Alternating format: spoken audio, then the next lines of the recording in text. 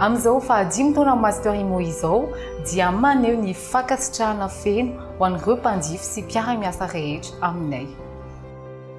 Master Imo dia misaotra ireo 300,000 tompon-tany efa nanjifa tato aminy.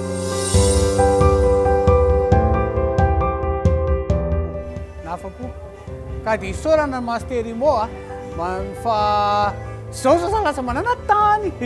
Azako salasala manantona Master Imo satria tiany kokoa za manana boky sahady. Nafapo-anay ny service ny Master Imo. Dia misaotra indrindra ny Master Imo. Mbola vonina hatrany izahay ameny tsara indrindra ho anareo ho an'ny taona ho avy mitsingeringering. Misaotra rehetra Master Imo.